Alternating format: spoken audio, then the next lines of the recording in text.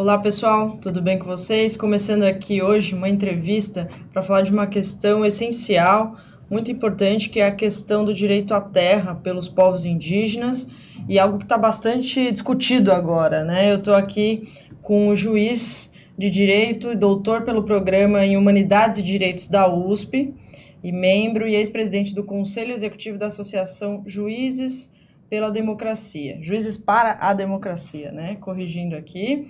É o André Augusto Salvador Bezerra, que tem no seu trabalho acadêmico uma pesquisa sobre a questão de indígena e o direito à terra. Tudo bem, doutor André? Tudo bem, agradeço o convite. Agradeço a você.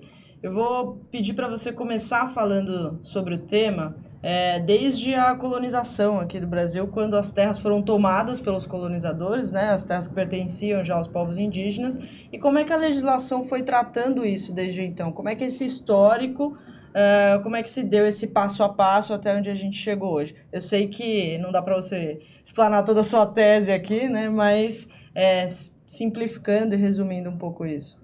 Bem, a minha pesquisa, né, que resultou nesse livro, ela relaciona a questão indígena a toda a sistemática hoje vigente dos direitos humanos. Para isso, eu faço o uso de uma expressão da antropologia ou das ciências sociais como um todo e coloco essa expressão no campo jurídico, que é multiplicidade ontológica. Então, eu defendo que existe um direito à multiplicidade ontológica. Vou explicar melhor. Tá. Parto de um fato histórico, né, que é o fato de que a chegada dos portugueses, dos europeus em geral, às terras que vieram a ser conhecidas como Brasil, a partir do final do século XV, trouxeram não apenas caravelas, canhões, ou, no caso dos jesuítas, crucifixos. Na verdade, esta chegada representou também a chegada de um novo mundo, um mundo muito diferente dos múltiplos mundos que existiam e que existem das populações originárias. É o mundo ocidental, o mundo da propriedade privada, o mundo em que a natureza é objeto de dominação pela humanidade.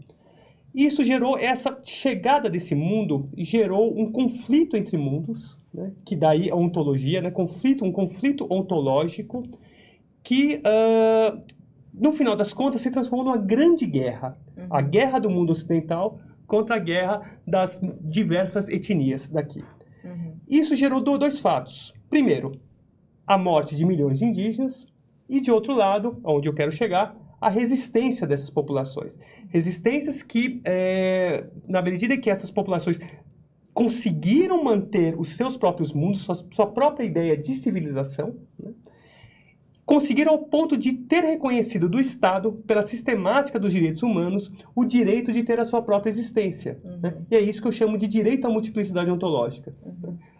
O mundo do ocidental não é superior ao mundo dos povos indígenas. É um mundo tão válido quanto. E o Estado, né, o judiciário, reconheceu isso antropologicamente, né? Sem dúvida. Concedendo a terra, né? Essa terra é sua, até porque a relação com a terra, que eu vou te perguntar isso mais pra frente, é muito diferente, né, de nós não indígenas. A terra tem um elemento essencial para o viver dos povos indígenas. Como eu disse, o mundo do homem branco que chegou aqui nas terras brasileiras é o mundo da propriedade individual, ou seja, um mundo em que a terra é objeto de especulação. Você vende, troca um pedaço de terra.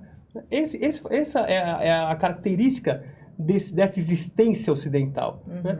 E o mundo dos indígenas não. A terra, como uma expressão de uma indígena que eu cito no meu livro, terra é para viver.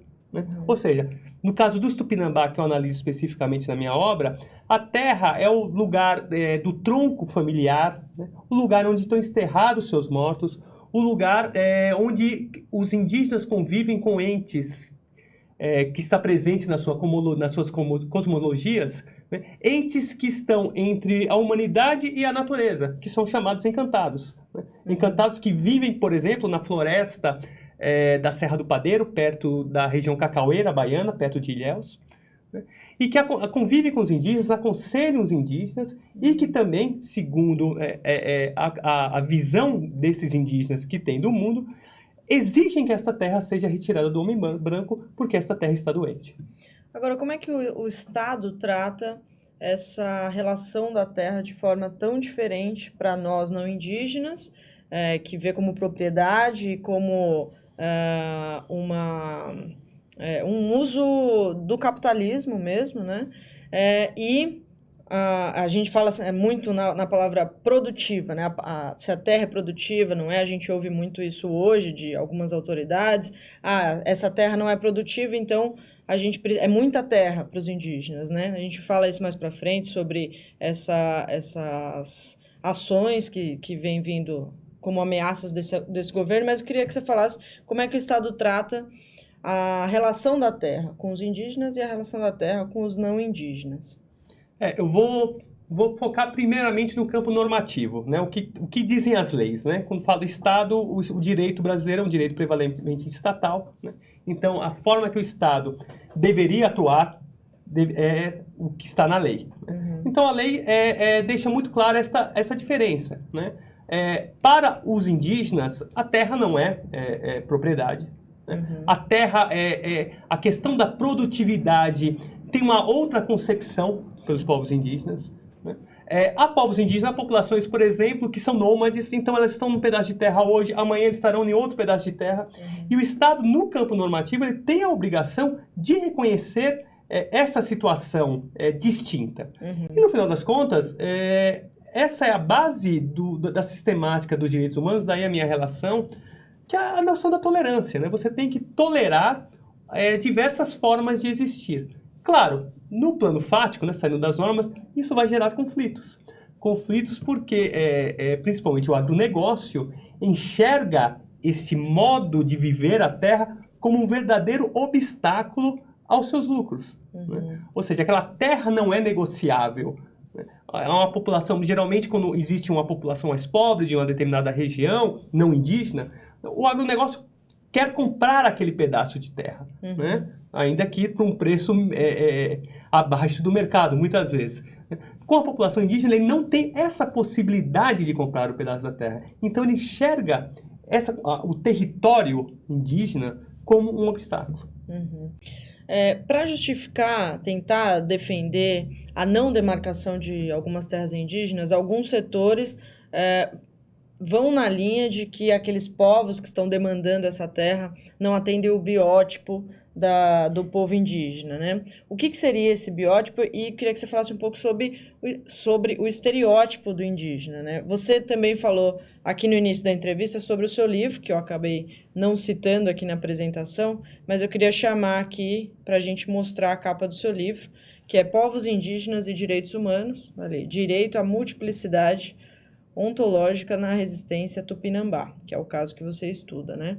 Então, essa aí é a capa do seu livro.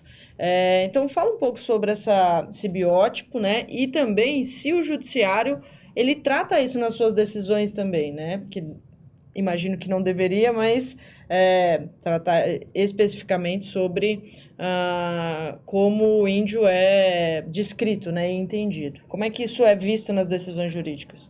Vamos começar na questão do biótipo e como que ele se formou.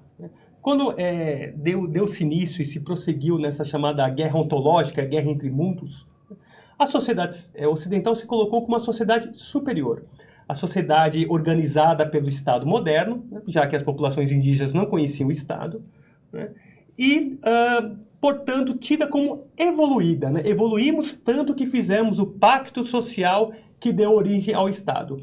E nessa distinção entre sociedades evoluídas e não evoluídas, a sociedade ocidental se colocou como uma única que poderia ser submetida a mudanças ao longo dos anos. E a não ocidental, as sociedades indígenas, como sociedades estáticas, atrasadas, superadas. De modo que, para ser considerado indígena, aquele ser humano tem que viver tal como viviam os indígenas da chegada do Pedro Álvares Cabral no Brasil. De modo que quem não vive assim não é considerado indígena. Por exemplo, usar roupas ou várias outras coisas. Esse é um dos estereótipos construídos ao longo da história pelo não índio, né? E que isso tinha fins econômicos muito claros, né? Na medida em que aquela sociedade deixava de ser considerada indígena, você poderia comprar aquele pedaço de terra e ela perdia a proteção da tradicionalidade, né? E da demarcação por parte do Estado. Mas no plano normativo não é assim. Ainda bem, né? Porque, como eu disse, as civilizações no campo normativo são iguais, né? Os mundos dos índios são tão legítimos como o mundo do não indígena, né? Como o mundo ocidental. E temos a Convenção 169 da Organização Internacional do Trabalho, já foi subscrita, é subscrita pelo Brasil e, portanto, vale no Brasil, que consagra a autoidentificação étnica. Para ser indígena, basta o sujeito se declarar indígena. Né? E para a terra ser dele, aí já vou para a Constituição, basta que haja ocupação tradicional dessa terra, independente até mesmo da demarcação. A demarcação só declara o que já existe. Né? A terra já é indígena, né? Com a habitação tradicional. Ela demarca... Sim, para dar segurança jurídica, né? Inclusive para indenizar proprietários das terras, né? que são objetos de demarcação, etc. Né? Agora, e o judiciário? Como ele, de modo geral, enxerga isso? O judiciário brasileiro é um judiciário branco. Né? Um judiciário cujos juízes são formadas em instituições de ensino que se limitam a transmitir o conhecimento do homem branco. Né? De modo que há uma dificuldade do juiz brasileiro perceber as peculiaridades do viver dos povos indígenas. Então, no final das contas, ainda que involuntariamente, alguns juízes vão colocar em suas decisões esses estereótipos. Né? E veja que eu não estou fazendo nenhum julgamento moral de juízes. Né? É uma análise do fato. Sim, a questão não é moral, a questão, na verdade, é estrutural. Né? Um judiciário formado apenas por pessoas que têm, na sua experiência de vida, a visão da terra como uma propriedade individual, né? E que foram ensinados assim nas instituições de ensino, um judiciário desse vai ter membros com grandes dificuldades. Então, muitas vezes, as decisões judiciais vão cair naquele estereótipo. Ora, será que essa pessoa é indígena? Ela não se parece índio, ela se veste, ela tem uma pele um pouco mais escura por causa da miscigenação ao longo dos séculos. Ou seja, a miscigenação forçada a que muitos indígenas foram obrigados a submeter é colocada ainda como um elemento contrário ao exercício do direito por parte deles.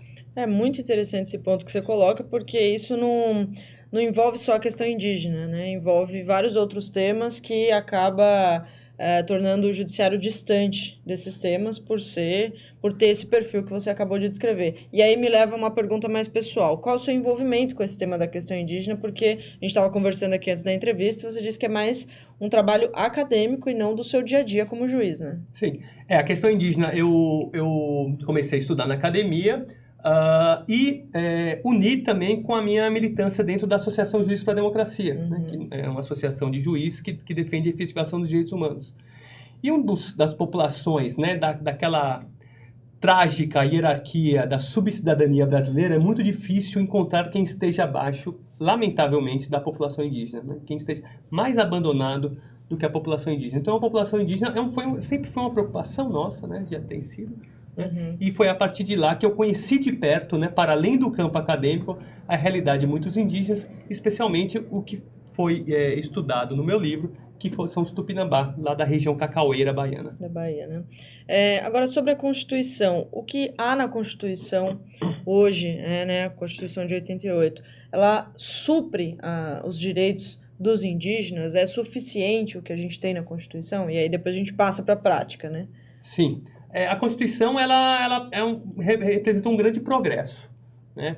Ela legitimou os usos, costumes, tradições, ou seja, ela disse o seguinte: olha, os sistemas tradicionais dos povos indígenas são tão válidos quanto os outros, os sistemas medicinais, os sistemas de ensino, né? Há pluralismo jurídico, ou seja, as normas dos povos indígenas dentro de suas comunidades valem mais, inclusive, do que a norma do Estado. Né?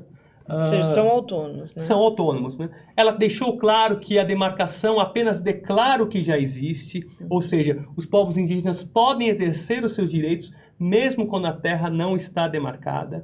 Então, ela foi um grande progresso. E ela representou, no campo histórico, uma superação das chamadas políticas tutelares. O que eram as políticas tutelares? Elas ela estava representada pela legislação anterior à Constituição de 88, que colocava os povos indígenas como povos relativamente incapazes para os atos da vida civil, né, até que alcançassem a civilização. Então, o que significava isso? Significava que se dizia expressamente que os povos indígenas viviam em sociedades inferiores, né? Eram povos inferiores e que só seriam capazes se alcançassem a civilização branca.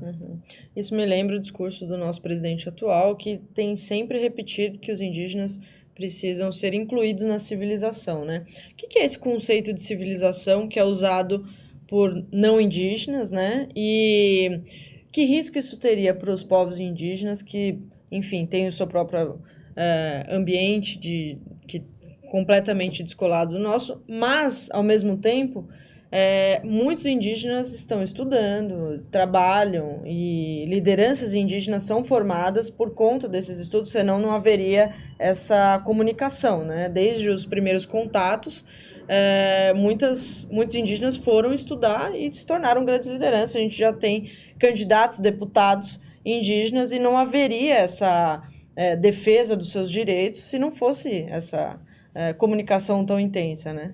Sim, o que levou os indígenas a optar por estudar nossas instituições de ensino, né, a participar da nossa política foi justamente isso, defender os seus direitos. Sim. Defender os seus direitos contra esse discurso que você mencionou agora, né, de que os indígenas querem ser brasileiros como todos nós, né? Isso é de um perigo muito grande. Primeiro, você está dizendo que a civilização ocidental é superior às demais civilizações. Você está colocando aquela população como uma população superada, como se fosse superada, legitimando práticas racistas seculares no nosso país. E você está desprezando a diversidade, né? A diversidade que é muito mais do que uma diversidade cultural, né? Como eu uso muito essa expressão mundos, né? É muito mais do que cultura, são mundos, são modos de vivência muito diferente. E você está sendo, no final das contas, ou legitimando práticas intolerantes contra essas populações, né? Tal como o era antes da Constituição de 88. Esse discurso não encontra amparo no direito brasileiro. É um discurso antijurídico. Muito bom. E como é que fica a mídia nessa conversa toda que a gente está tendo? Como é que a mídia pode ajudar nesse tema? E como é que atualmente, com base na análise do que já acontece, que inclusive você também trata disso no seu livro, como é que isso já prejudica? De alguma forma. O meu livro, eu faço 2 recortes. Eu procuro entender por que os direitos dos indígenas são violados, apesar de tudo que está escrito em documentos como a Constituição, a Convenção 69 da OIT, ou a Declaração de Direitos dos Povos Indígenas. Né? E primeiro, como você já mencionou, eu parto para o judiciário, né? Ou seja, eu vejo como o Estado, via judiciário, enxerga esses direitos. E no segundo momento eu vou perguntar por que a violação desses direitos são naturalizados? Por que a sociedade não se insurge contra essas violações? Aí eu vou chegar nos meios de comunicação de massa. Né? Meios de comunicação de massas que no Brasil são estruturados em oligopólios, como sabemos muito bem. Né? Os grandes meios são grandes empresas que ditam o que pode e o que não pode ser noticiado. E, tal como acontece com o Poder Judiciário, a forma que ela vai noticiar os conflitos indígenas vai ser também sob o olhar exclusivamente ocidental. De modo que, para a imprensa de modo geral, claro que há exceções, mas para a imprensa de um modo geral, um conflito pela terra entre indígenas vira um conflito pela propriedade individual. Né? E mais, né? E por ser um conflito pela propriedade individual, ela enxerga aquela coletividade que luta pelos seus direitos como verdadeiras quadrilhas. Quadrilhas de pessoas invasores da terra, né? Quadrilhas de pessoas que estão acabando com a economia de algumas regiões. Né? E esse, lamentavelmente, é um discurso muito forte quando são noticiados os conflitos daquela região cacaueira baiana, que são municípios de Ilhéus, Una e Buerarema, né? Uma terra rica de cacau, de grande potencial turístico. Né? Ora, se os meios de comunicação de massa são grandes empresas, natural que eles enxerguem esse conflito pela visão empresarial. E a visão empresarial qual que é? A defesa do agronegócio, do cacau e da indústria do turismo. Como é que você tem visto esse momento atual? Como é que a mídia tem retratado isso, na sua opinião? Você tem assistido o noticiário? Você tem visto como é que tem sido os jornais em relação ao tema indígena no governo Bolsonaro, né? Porque isso já virou pauta em vários dias, várias semanas aí. A gente teve a marcha histórica nesse ano, porque foi muito grande, sempre anualmente traz indígenas lideranças do país todo, mas esse ano acho que é o ano de maior risco para esses povos, então por isso eu disse histórica, né? Para que eles viessem com uma grande defesa dos seus direitos. Como é que você viu o tratamento que a mídia deu a tudo isso e aos discursos do Bolsonaro? De fato, as violações aos direitos dos povos indígenas não nasceram hoje, né? Elas é secular, né? E permaneceram aí em vários governos. Mas, nesses últimos 100 dias, parece que a coisa está piorando, né? Como, por exemplo, o esvaziamento da FUNAI. Isso. E, para uma boa surpresa, alguns meios de comunicação de massa estão noticiando esses fatos de maneira mais crítica, né? Estão preocupados com isso.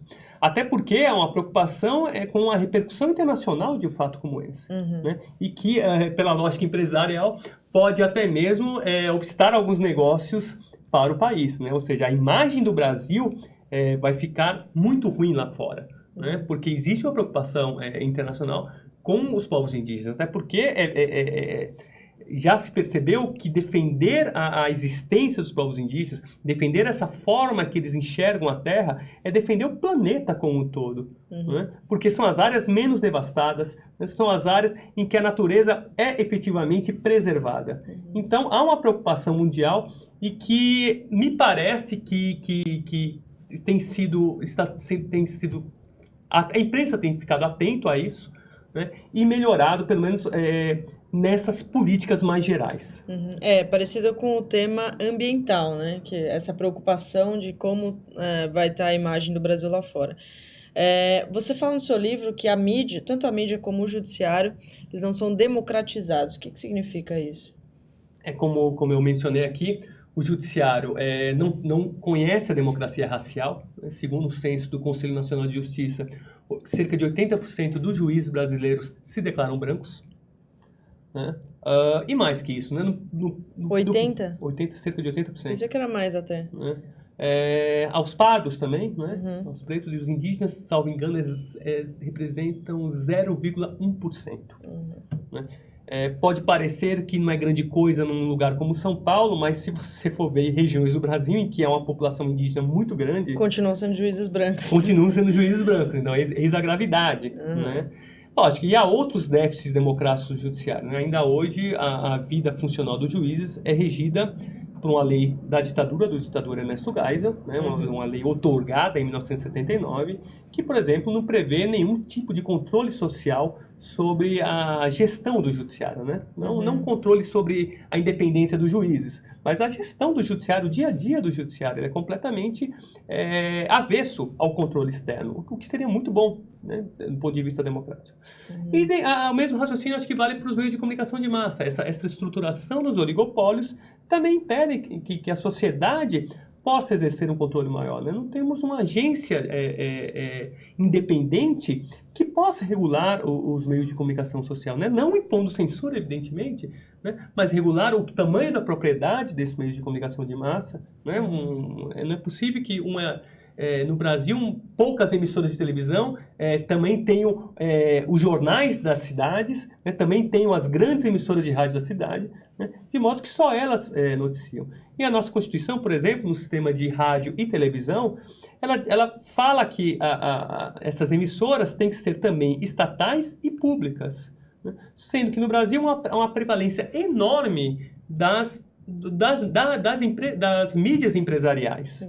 Né? O que descumpre a Constituição e o que revela que o nosso sistema de comunicação também não está adaptado à democracia projetada na Constituição. E não há uma exigência dos temas a serem abordados, né? Isso, em tese, existe, né? Precisa ter temas de interesse público, precisa ter inclusão de vários pontos na programação, mas isso não acontece, né? Poderia ser incluídas pautas que mudariam o discurso da mídia, né, de alguma forma. Sim, por serem as emissoras de TV e rádio concessões públicas, a Constituição regula até mesmo, né, ou trata até mesmo dos temas, né? Diz que tem que ter programação educativa, que atenda à diversidade, etc. Né? Isso na prática não é visto. Né? Assim como na prática também não é visto o direito dos povos indígenas sob a ótica dos indígenas. Né? Então, a conclusão que eu chego é o seguinte: direitos dos povos indígenas são direitos produtos de mobilização social. Né? Direitos que não são uma dádiva do Estado ou do sistema econômico. Né? Ou de um governo, né? Ou de um governo. Esses direitos existem porque os povos indígenas lutaram muito por isso. Né? Então, são direitos que se fortalecem numa democracia. Né? Que é quando se permite a mobilização social. Né? Ora, direitos eminentemente democráticos são dificilmente cumpridos sob estruturas não democráticas. Né? Então é preciso você estruturar democratizar muitas das nossas estruturas, como o judiciário e como os meios de comunicação de massa, para que esses direitos democratizados, esses direitos democráticos, recebam leituras que atendam de fato aos setores a eles destinados, como os povos indígenas. O que seria ideal para democratizar o judiciário? Qual que seria a sua proposta, se você tivesse isso em mãos? Sim, eu acho que é necessário se implementar política de cotas para juízes e juízas, né? E é preciso que se pense num controle social, né? Um controle social sob a gestão do judiciário. Não estou falando que a sociedade, se o juiz absolver o réu, ele vai ser punido por um órgão da sociedade. Não é isso. Isso aí é autoritarismo, isso é ditadura. É perigoso. Isso é muito perigoso. Né? O controlar sobre a gestão, por que um tribunal abre uma vara nova numa cidade em vez de outra? Né? Como é que o tribunal designa juízes quando um juiz titular entra de férias? Quais são os critérios para isso? Ou seja, a transparência do dia a dia da gestão, aquelas pequenas coisas, aquelas pequenas medidas que os tribunais tomam no dia a dia e que não são percebidas pelos cidadãos muitas vezes, né? Por serem aparentemente pequenas, mas que têm grande relevância para os direitos. Isso não já existe em tese, doutor André, com os órgãos corregedores? O que fazem os órgãos corregedores? Existem, os juízes estão submetidos às corregedorias, o que é bom, né? Os juízes também estão submetidos ao Conselho Nacional de Justiça, mas as corregedorias são internas, né? Ou seja, formadas apenas por juízes, e o Conselho Nacional de Justiça, ele tem uma participação popular social muito pequena, né? A maioria é formada por juízes ou dentro daquela classe do campo jurídico, né? Da advocacia, Ministério Público, o de sempre. Acho que é necessário... Fica muito corporativo. Sim, acho que é necessário. Acho que o judiciário ganharia, seria o grande vencedor de uma democratização. Né?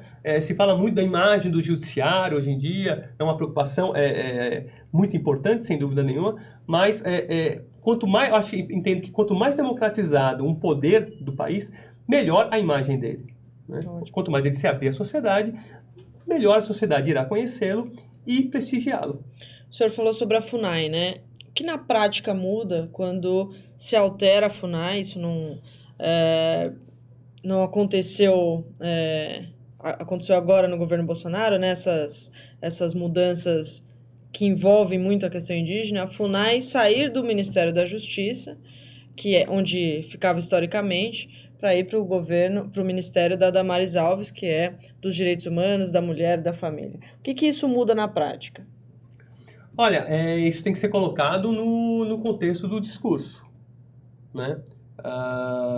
Ou seja, o discurso que o governo vem fazendo. O discurso que o governo por vem exemplo, fazendo. de revisão de demarcação de terras indígenas. Exatamente. Né? Algo que também afronta a nossa legislação de forma muito clara. Né? Aliás, se eu fosse um empresário, eu não ia gostar de um governo que revogasse a demarcação, porque um governo que revoga a demarcação ele pode revogar qualquer medida. Né? Você joga no lixo a ideia básica de um Estado capitalista, que é a segurança jurídica. Né? Que segurança você tem se hoje o governo pode revogar tudo que ele fez no passado? Então, essa mudança da FUNAI tem sido vista como um enfraquecimento dessa fundação que deveria assegurar os direitos dos povos indígenas, né? Não tutelados, mas assegurar esses direitos, e essa função dela de assegurar direitos foi uma conquista também dos povos indígenas, só que tem sido enfraquecida, né? E essa mudança de ministério parece simbolizar muito bem esse novo olhar governamental a respeito dos povos indígenas. É possível o Bolsonaro rever essas demarcações? Porque, assim, é inconstitucional, ok, mas o que se pode fazer? E se ele realmente determinar isso, ele é capaz de colocar isso em prática? É uma pergunta difícil. Lógico, vamos... no plano normativo, evidentemente que ele não pode, né? Como eu falei aqui, a ideia básica de um Estado de direito, de um Estado capitalista, é a segurança jurídica. Se o governo começa a revogar tudo que foi feito, né, você não tem segurança jurídica. O empresário não tem nem como investir o seu dinheiro, né? Lógico, mas tem a questão mais séria, que a questão é o viver dos indígenas, evidentemente, né? E como eu disse para você, a demarcação por parte do Estado, ela apenas declara o que existe no plano fático, né? A terra é indígena pela habitação permanente, pela ocupação tradicional de um dado território, né? Daí a absoluta impossibilidade jurídica de você revogar essa demarcação. E se ele começar a revogar, né? Acho que temos que partir aí, né, para os meios civilizados ocidental, né, já que o Estado tem origem ocidental, né, que é recorrer ao judiciário, recorrer às instituições, ou mesmo até sair do Brasil e recorrer às instituições transnacionais. Sem esquecer das manifestações populares que sempre garantem direitos conquistados, né, historicamente, além do judiciário. E, bom, eu queria voltar um pouquinho à FUNAI, sobre qual a importância dessas instituições, desses órgãos governamentais em defesa dos direitos indígenas. Há muitas críticas, não só desse governo em relação à FUNAI, né? Sempre houve críticas, mas queria que o senhor falasse sobre o que realmente, por que realmente a FUNAI importa para os povos indígenas. Historicamente, existe uma relação muito tensa entre Estado e povos indígenas, né? E isso é visto em qualquer governo, né? Seja um governo de direita, seja um governo de esquerda, né? E por quê? Porque os povos indígenas não vivem sob a lógica do Estado, né? A organização deles não conhece a burocracia estatal, aquela hierarquia do Estado, né? Então, isso por si só já gera uma tensão. O Estado é uma invenção ocidental, né? E o mundo ocidental, como eu disse, ele é um mundo que quer engolir os múltiplos mundos das populações originárias.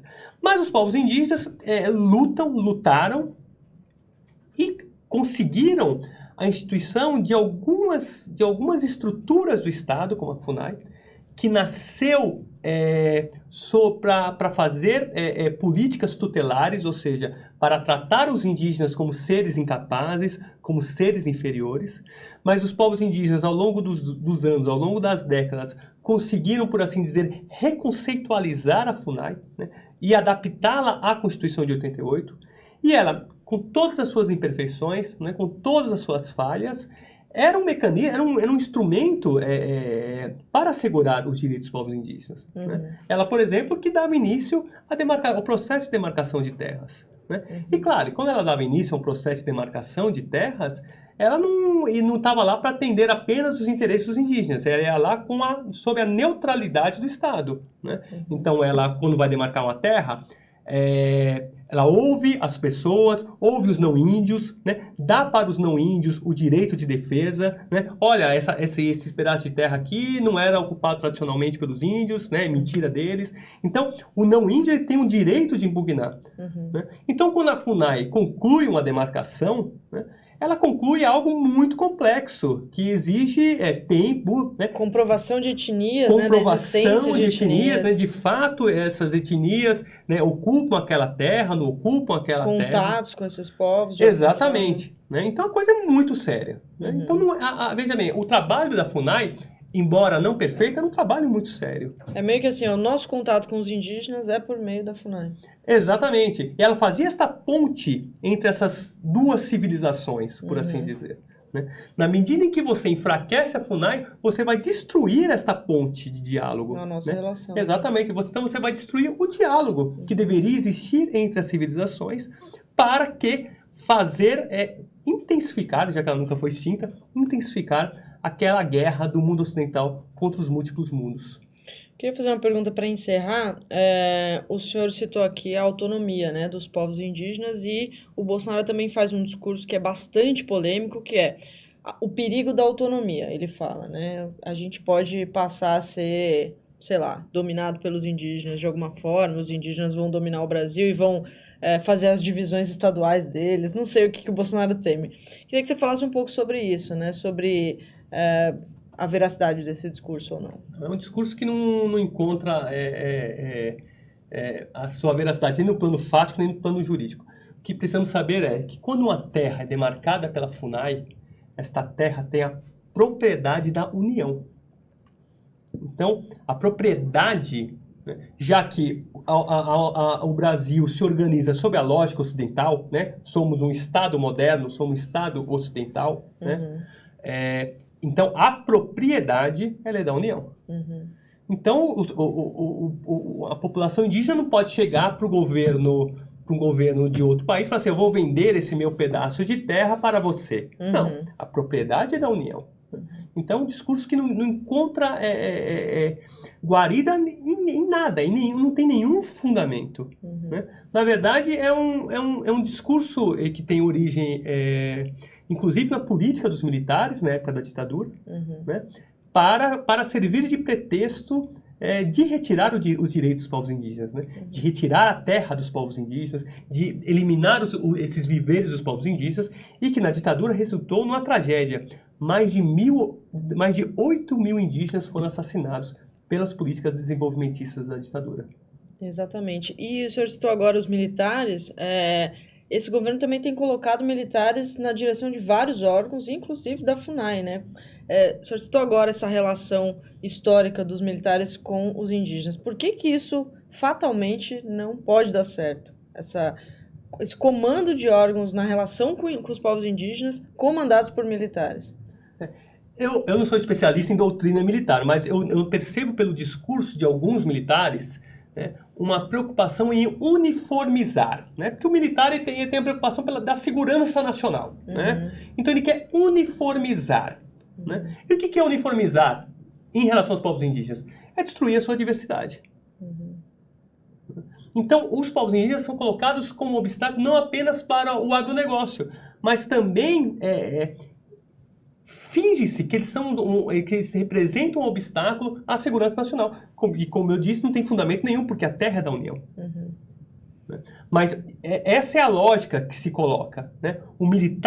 Alguns militares no comando da FUNAI enxergando a diversidade, a multiplicidade dos mundos dos indígenas como obstáculos, né? Como se eles fossem permitir a invasão de estrangeiros. E, infelizmente, não é um discurso inocente. É um discurso que vai agradar, sem dúvida nenhuma, os empresários do agronegócio. Pois é. Muito esclarecedora a entrevista. A gente conversou aqui com o Dr. André Bezerra, juiz que tem um trabalho acadêmico na questão indígena. Eu queria chamar a capa do livro dele, mais uma vez, para a gente divulgar aqui, Povos Indígenas e Direitos Humanos, que trata bastante sobre tudo que a gente conversou agora, né? Obrigada, doutor André. Eu que agradeço o convite. Obrigada, gente.